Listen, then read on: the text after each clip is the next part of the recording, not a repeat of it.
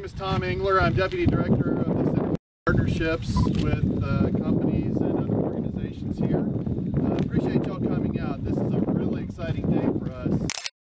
Another cornerstone moment in the transformation of Kennedy Space Center to becoming a multi-user spaceport.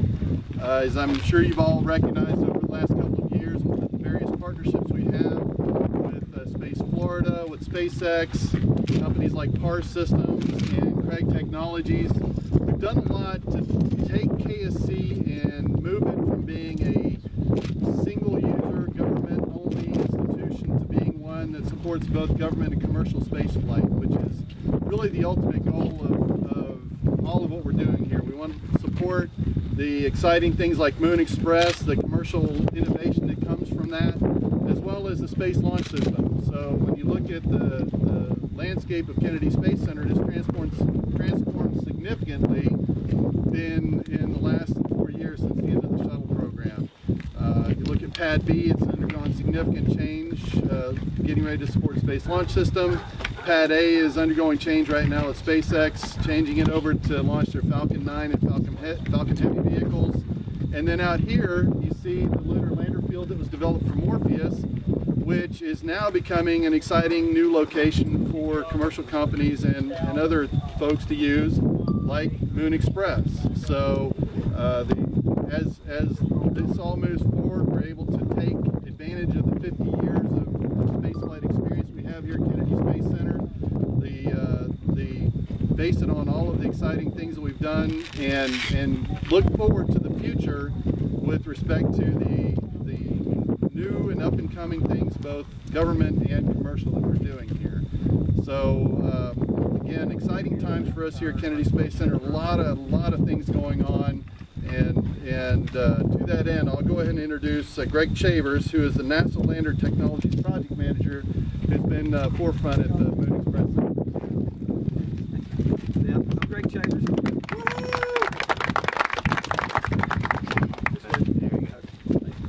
Okay, so we mentioned the Lunar Catalyst, which stands for Cargo Transportation. It's a mouthful of words. Lunar Cargo Transportation and Landing by Soft Touchdown, or Lunar Catalyst is what we refer to this initiative. And it's across all of NASA, all the NASA centers working together. We're pulling together the Morpheus, ALHAT, Mighty Eagle teams, and offering that up to our partners who were competitively selected to receive these resources from NASA. And so it's an initiative that was kicked off by headquarters. It's led by Marshall, but it includes all of the NASA centers to support our partners. So I'd like to introduce Bob Richards, who is the CEO of Moon Express and one of our partners.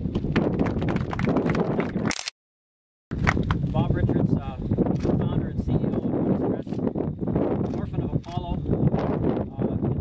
It's here at Kennedy that I received my very first inspirations. Little boy, looking at what is possible by humanity. Great technology, great partnership, and most importantly, great aspiration. Moon Express is proud to announce an affiliation here to our initial lander test development here at the shuttle landing facility at Kennedy. It's made possible through the Lunar Catalyst program. NASA's been a wonderful partner. We wouldn't be here without them. But the most important thing is not only are we standing on the shoulders of giants, we're working shoulder to shoulder with our friends at NASA, learning. And we will become, as a result, the first private company to reach the moon within 2 years. I'd like to introduce my co-founders, Levine Jane. Barney, please come on up. Levine Jane, Executive Chairman. Barney Powell, Vice Chairman. With these two gentlemen, we set up a company 4 years ago, the great aspirations. But the resources of the moon for the benefit of humanity. Most importantly, for our future in space. And it's great that we can come here to Kennedy Space Center under these agreements that we have with NASA, under the Catalyst. Incredible assets and incredible people here that we're going to learn from. And they'll learn from us. We apply agile, entrepreneurial, and very innovative ways to reach the moon that make it cost-effective and change it from a political program to an economic program that benefits us here on Earth. So days, there's nothing more inspirational than being here and making history where you can be the first company to ever land on the moon. To me, it is just not about a dream.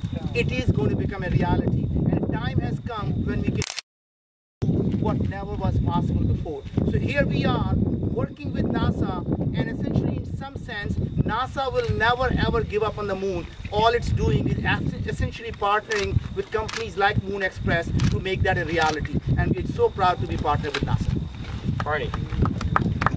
It's wonderful to be here. I actually spent a lot of my career working at NASA and came here under Connex once as a NASA employee. And to come back now as a small startup company and now partner with NASA, it feels just like a great kind of coming full circle and working together. It's only through this kind of partnership that we're able to be a small company really executing on an ambitious mission to go land the moon. So I'm just grateful to be here for this collaboration. Before we go anywhere, I'd like to invite Buzz Aldrin here to tell us about Buzz. Come here. This is your legacy, and I want you to tell us that how we're going to be taking care of your legacy at Moon Express. So this is Buzz's legacy. Everybody look at it. Moon Express.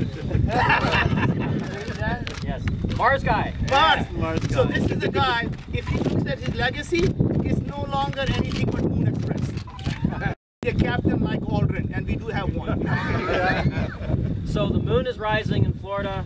Partnerships between NASA and Moon Express. We're proud and honored to be here. We're going to be working our heart out to return the aspiration that I felt as a boy to the generations that are here on this planet and do something heroic and that will propel humanity not just to the moon, but to Mars and beyond and become a true space learning civilization that can be proud of our heritage and our future.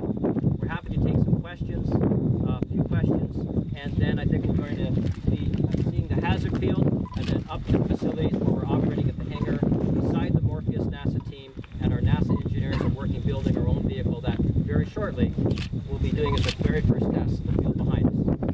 Do we have any questions? Yes, sir.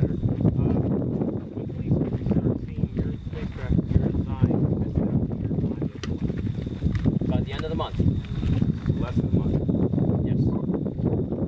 That's in 30 days. You'll be seeing us working here. We're integrating the vehicle right now, and up at the hangar that I think we'll be visiting next. And that integration is by components that have been built around the country. Our propulsion system has been built in Huntsville. We have a Moon Express Huntsville operation.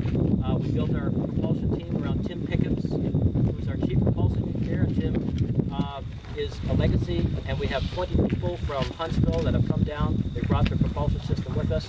Our structure was built in Huntsville. Our avionics and software and guidance, navigation and control was developed in Mountain View at NASA Ames, where we're headquartered, and all of that has come and is being integrated right now into our vehicle, our first test vehicle. We'll be doing the first tether test and the flight test behind us within a month. So under the infinite SAA that you have with NASA, what all is NASA contributing? So what's NASA contributing as part of the Catalyst program that we have? So in the negotiation of the Catalyst program, we were able to express to NASA what would be most helpful to us. So we defined access to the facilities and the people and type of technologies that would be most useful to us. And the software. And the software, yes. Absolutely. And it's the provision of facilities like this, which will be very expensive for us to capitalize. It's being able to embrace flight-proven software that has already flown to the moon aboard Laddie and build our own software on top of all of that. And it's the side-by-side people that help us every day, and all of this is being contributed through the Space Act agreement, the Catalyst agreement that we have with NASA headquarters. Yes. Val Phillips, Zero G News. Which type of vehicle are you looking to utilize to send? As far as the launch goes, so which type of vehicle are we looking to utilize? So we are building the spacecraft, we are not building the rocket. So we will be commercially procuring the rocket. We are rocket agnostic. We just need to get off the planet and into Earth orbit, and from Earth orbit our little hot rod spacecraft will reach it all the way to the surface of the moon. We love SpaceX, we love all the commercial companies out there developing rocket vehicles, and we'll probably be buying any of them. just to be clear, unlike the other rocket that went all the way to the moon, we are actually only need the rocket to go to the Earth orbit, and we have our own small rocket that's going to take from there and land us safely on the moon and bring us back. What's your approximate timeline from testing to when you actually attempt to land?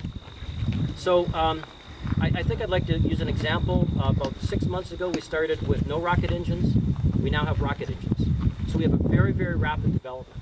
So from this point forward, we're going to be beginning our first series of landings on the moon by 2016. We'll be doing another program in 2018 to land on the south pole of the moon and test some of the techniques of hazard avoidance that are being developed right here at Kennedy, together with our own. And in 2020, our plan is to do a sample return mission from the moon to prove that we can actually go there, get something, bring it back, and own it.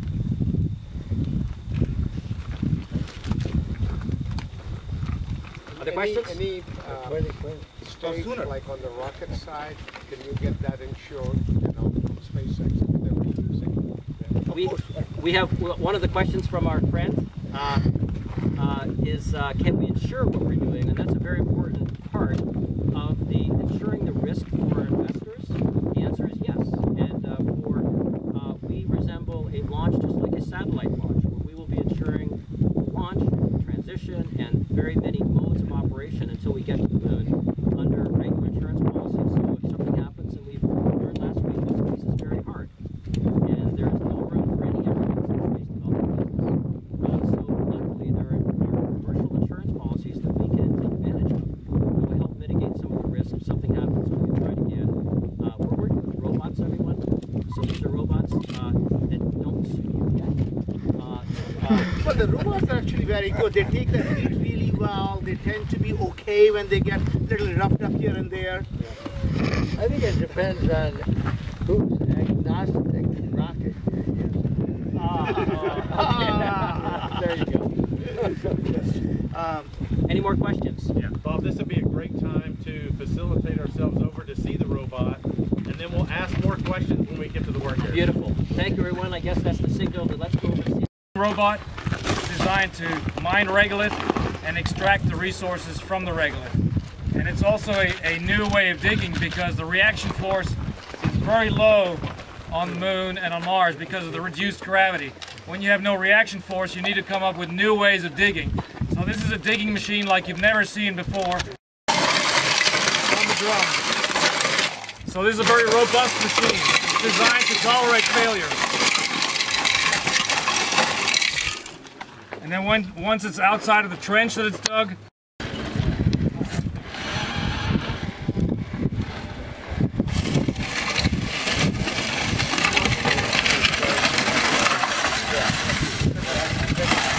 now bear in mind,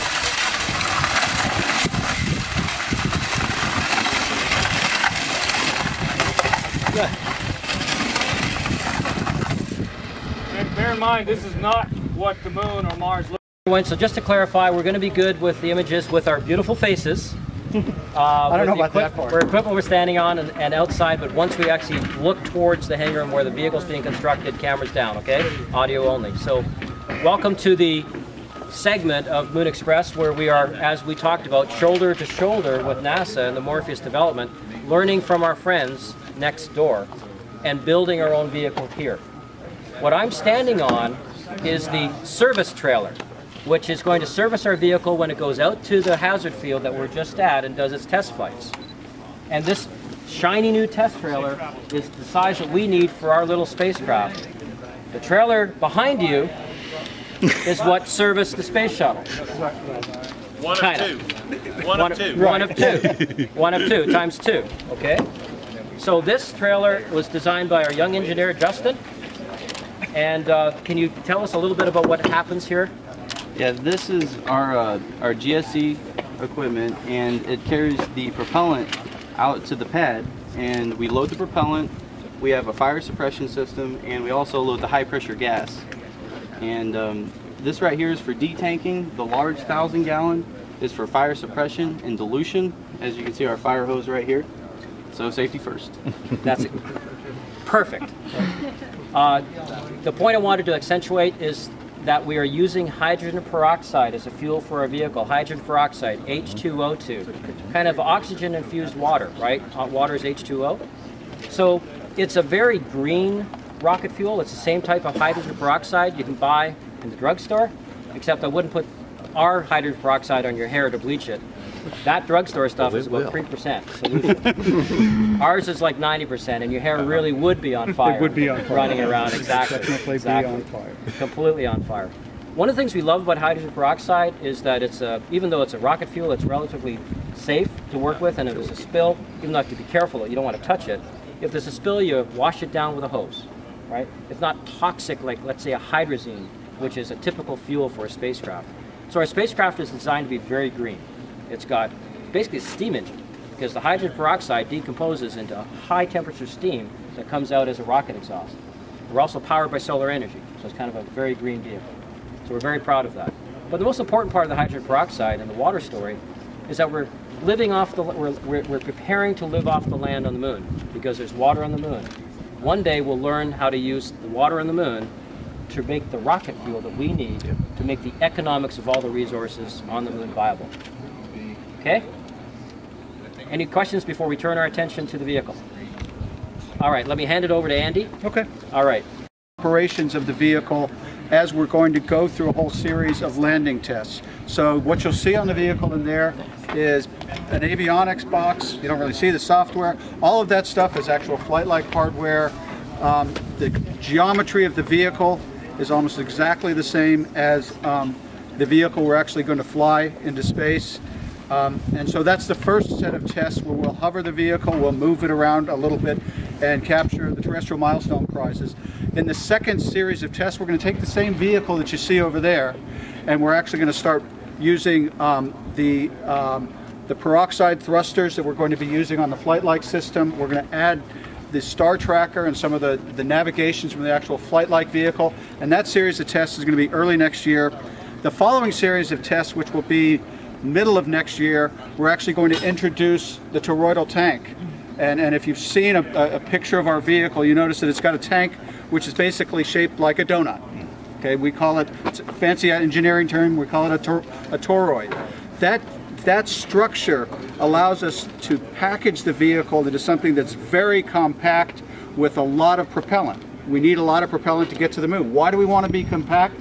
It's because we want to fly as a secondary on a launch. So that enables us to fly underneath the main payload, and it means that instead of paying $100 million for a launch, we might be paying something on the order of $10 million for a launch as a secondary payload. Hugely changes the economics of it all. And so that second series will actually introduce the first sort of workhorse tank section, so we actually get to test how the vehicle behaves with fluids in a tank like that, and you can understand with a circular tank, fluids potentially moving around, it gets to be very interesting from a guidance and navigation standpoint. We'll go through that test series, and once we have a good system working, then we'll proceed towards the second half of next year into testing with the actual composite tank, and at that point, the vehicle that we'll be flying, and we'll be flying actual landing profiles with that vehicle, is going to look almost identical to the flight vehicle. Everything is going to be the same with the exception of the main engine. We need a little bit more thrust on this engine than the engine we'll actually be using in space, and we need to throttle the engine. But other than that, the vehicle will be flying sort of the second half of next year is going to be very flight-like. But what it means is we're actually going to be integrating the vehicle 3 times before we actually integrate the final flight vehicle. So that gives us a sort of build a little, test a little profile to our program. We think that's probably the best way to get the reliability we need to have. So let's walk over here to the vehicle.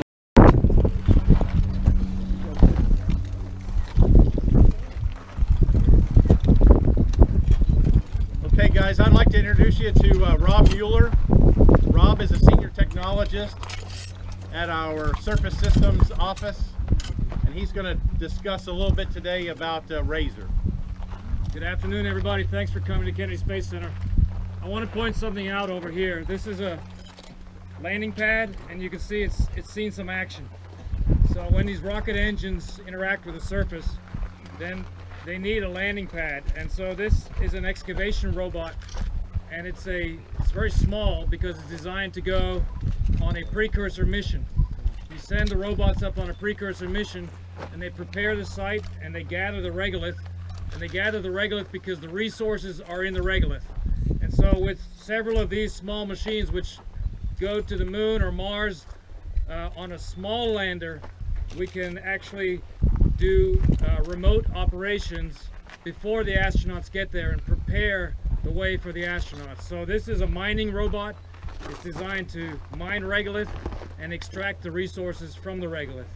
And it's also a new way of digging because the reaction force is very low on the moon and on Mars because of the reduced gravity. When you have no reaction force, you need to come up with new ways of digging.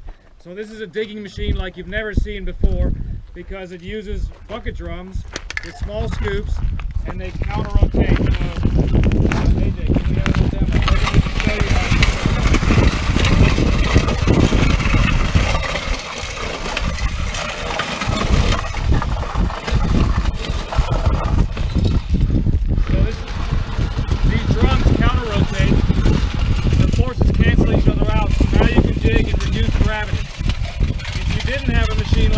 You would need a big machine like you see on a construction site, like a Caterpillar, a big yellow machine.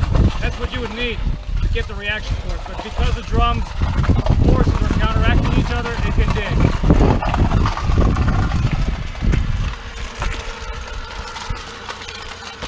So another feature of this machine is currently robots, for example, the robots on Mars, they can get stuck. They can easily get stuck in soft soils. So what we've done is we've designed this machine, and if it ever did get stuck, normally it drives on these treads here. If it gets stuck, it lifts itself up on the drums, and then it simply drives out on the drums. So this is a very robust machine. It's designed to tolerate failure. And then once it's outside of the trench that it's dug, then it can start digging again. And the whole point is to get to the water ice. And the water ice is thought to be about 1 meter below the surface. So if we can dig a trench that's 1 meter below the surface, we can access the water ice, and water is the key to life in outer space. So that's what this machine is designed to do. So it's a robot that we send out ahead of the astronauts, and it goes and gathers the resources, specifically water ice. Any questions, please? What did you say its mission duration was? This is just a prototype, our first generation prototype, and we're building the second generation now. Our plan is to have a robot that can last 5 years in outer space. So plans for a larger one? It's a scalable design, but because we're limited by the size of the lander, that's what constrains the size right now.